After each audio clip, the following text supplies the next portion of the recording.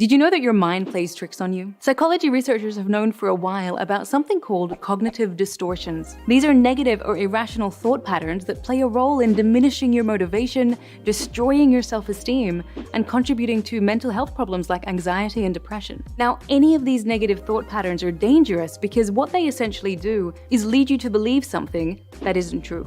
They lead you to inaccurately perceive reality, and that can be incredibly damaging. So in this episode, I want to explore some of the most common cognitive distortions that I've come across in our work with professionals all around the world, and then share powerful practices that you can apply to avoid getting sucked in.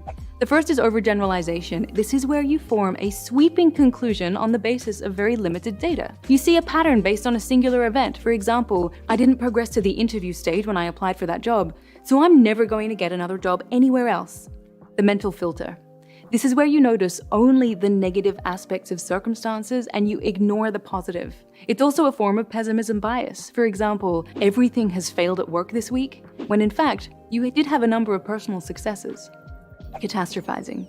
You magnify the meaning of events and you blow things way out of proportion. They're going to notice the typo in my proposal and I'm going to lose all credibility and then get fired. You might also expect disaster to strike no matter what and then get fixated on all the what ifs. What if I miss my alarm tomorrow? What if I'm then late for the meeting? What if I lose the client deal? Personalization. This is where you place personal blame or responsibility on yourself as being the cause of a negative outcome, which you actually weren't directly responsible for. It's entirely my fault that the team couldn't close the deal, when you had nothing to do with it. You might also believe that everything others say or do is some kind of direct personal reaction to you. I wasn't invited to that project meeting, everyone must hate me. And fifth, labeling.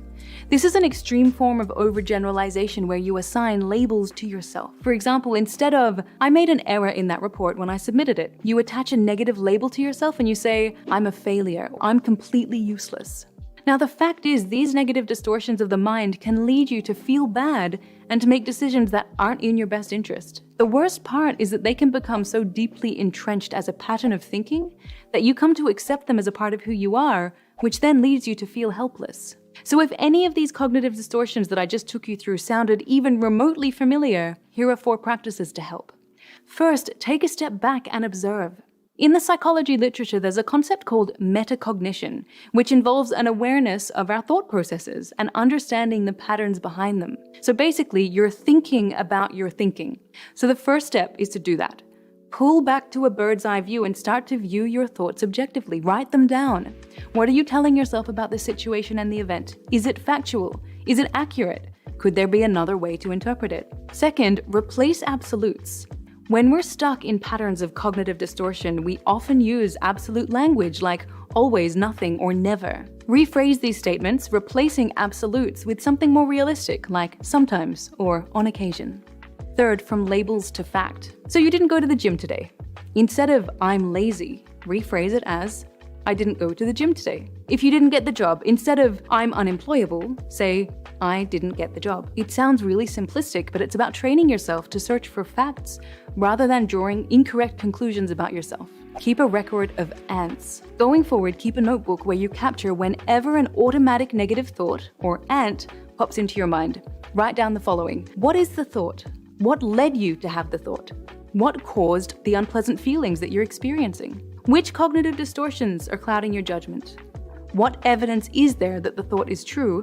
And what evidence is there that it's not true? Now, you've already thought about the worst case scenario, so what is the best that could happen?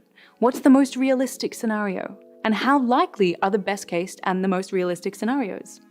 As you continue to do this, you'll start to notice patterns and trends, and it will become easier to identify and then reframe any cognitive distortions in your thinking. So I hope that this helped give you an insight into some of the cognitive distortions that commonly cloud your thinking processes, and you can use the 4 practices to help prevent you from falling into their trap. If you found value in this episode, please give it a like. And if you're not already part of the community, please subscribe and make sure you hit that bell icon to get more videos just like this. I'm Shadé Zahrai. I'll see you in the next one.